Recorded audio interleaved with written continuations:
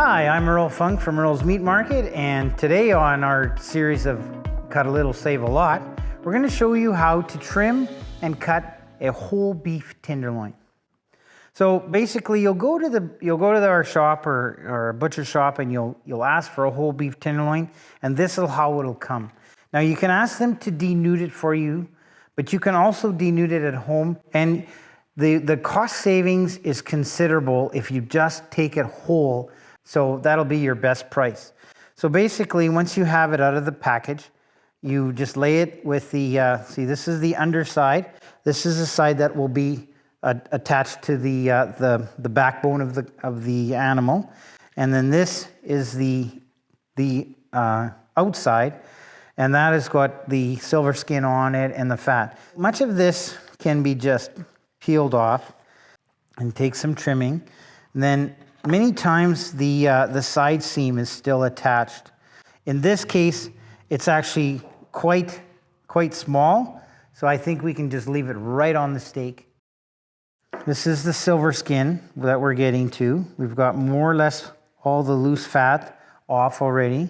So the silver skin, what you do is you take the point of your knife, you go underneath, just poke through the silver skin, and then you direct towards the butt end of the tender. There's a narrow end that tapers, but the butt end is a little wider, and you always want to go to the butt end again, because the challenge with the tenderloin is that the meat fibers, the way they run, if we trim it this way, you're gonna dig into the meat, and you'll destroy some steaks.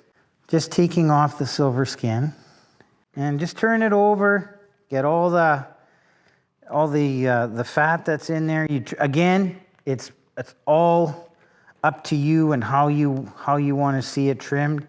Now I'm ready to cut the steaks. Okay, so then what I would do now is I often just square it off. This can later on be used in stir fry or kebabs. And then on these I go a little thicker. We go about an inch and a half, and we cut the steaks. And we just keep going down the length of the tenderloin. It's actually quite easy to cut. And if the last piece, I did something different. So on this one, I cut right through. But as you see, it's becoming smaller, okay?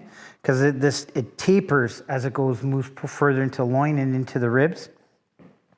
So on this one, I cut not quite through, as you can see. And then you butterfly it, okay? So this is what is considered a butterflied tenderloin.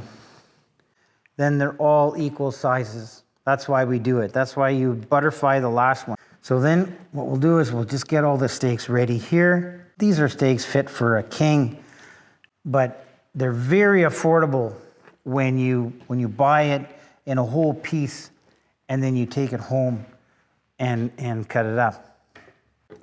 So now we've got a few pieces, and we can go through this a little bit too, and we can make some stir fry. Or, I don't know, if you have a grinder attachment or a small grinder, you could gladly grind that. You could mix it with the pork from the pork tenderloin or the pork loin you just bought too, and you could make some really nice patties and barbecue too. Just use your knife to just kind of shave off some of the excess meat that came off with the silver skin. You're holding your knife flat.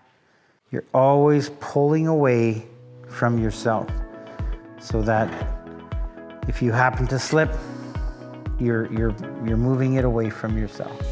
In conclusion, if you're looking for a cut of meat like this and you'd like to experiment for yourself, just come to Earl's Meat Market and we can help you cut a little and save a lot.